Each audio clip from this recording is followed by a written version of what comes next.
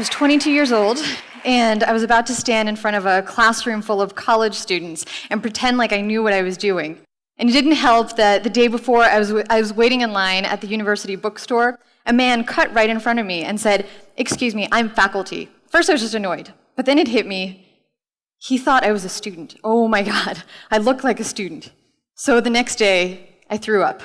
And the street before me stretched into this plank with shark-infested waters below, and I had no choice but to keep walking.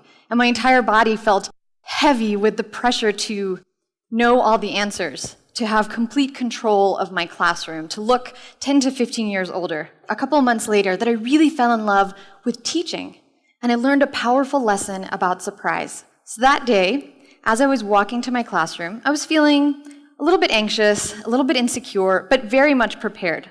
I had my hour-long lesson plan broken up into 5-minute intervals, so I had everything under control, until my students surprised me. I opened the door to my room, and I stepped into darkness. For some reason, somebody had decided to turn off all the lights, and we had no windows. And in the darkness, I heard myself say, "Okay, what can we talk about now that the lights are out?" We shared our stories of fear, of shame, and of our hopes and our victories. And one by one, my students took out their cell phones, and they started casting lights on the ceiling, on the walls, on the floors.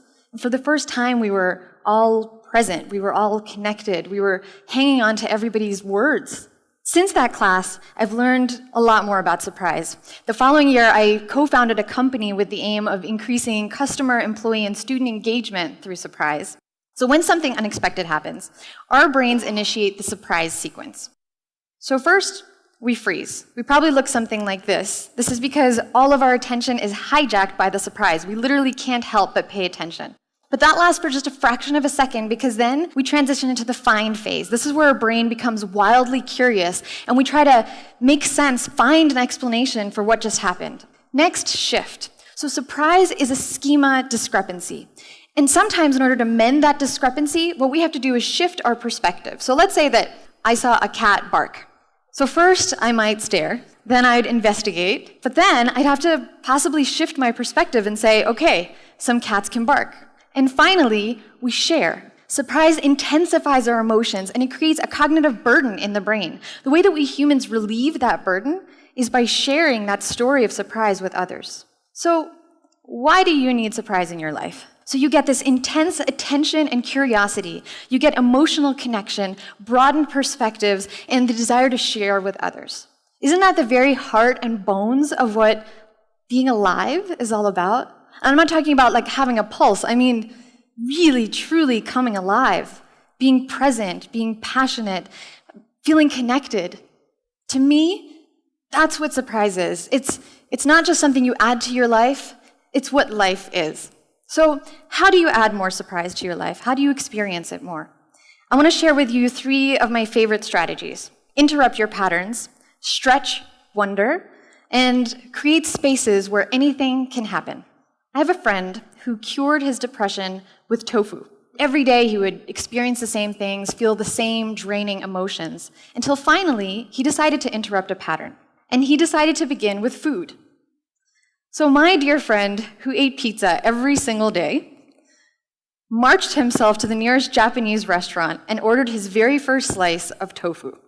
Now, this wasn't particularly delicious tofu, and he still very much prefers pizza, but it was something that his brain wasn't expecting, and so it triggered the surprise sequence. And this activated these small series of changes that eventually ended up having this profound effect on his psychological well-being. So we all have these patterns. We all have things that we do on a regular basis, people that we talk to, the kinds of conversations that we have. And patterns are efficient and they're comfortable, but if we're not careful, they can drain liveliness from our lives.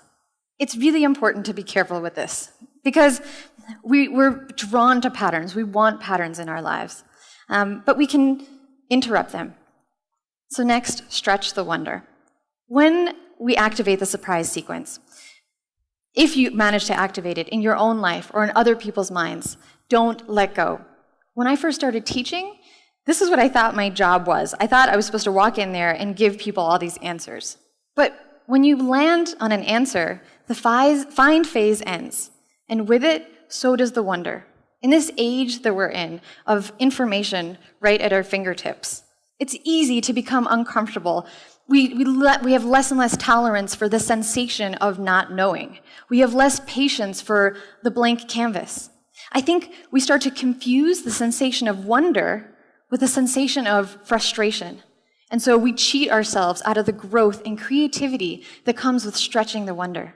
We end up checking the weather forecast instead of just waiting to look up at the sky. We cling on to these strong opinions to avoid the sensation in our minds of, I'm not sure. And we Google.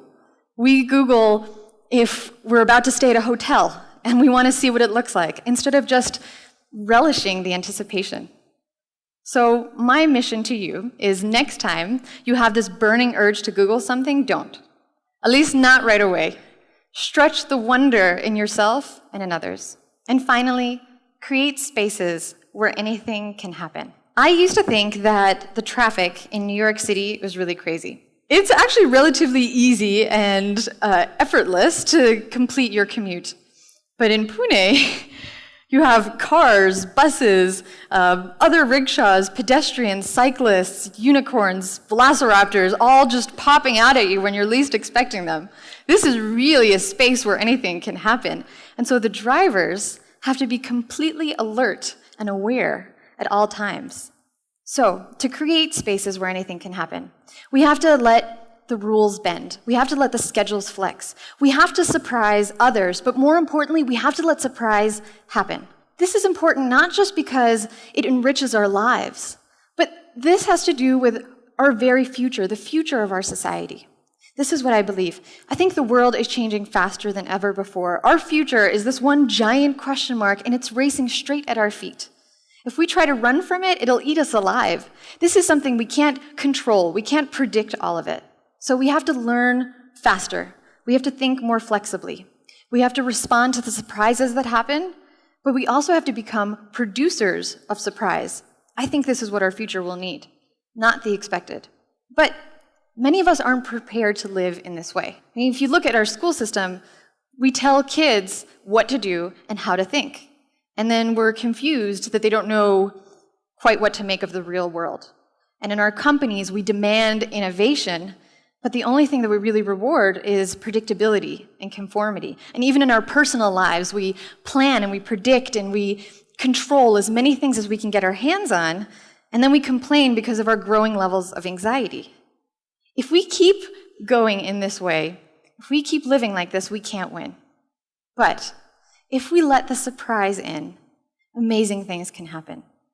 From your employees coming up with amazing, revolutionary new ideas for your business, to your students revealing their fears and their hopes in the darkness. This is what I think we need, and this is what I think our future needs, to let the surprise in. Thank you.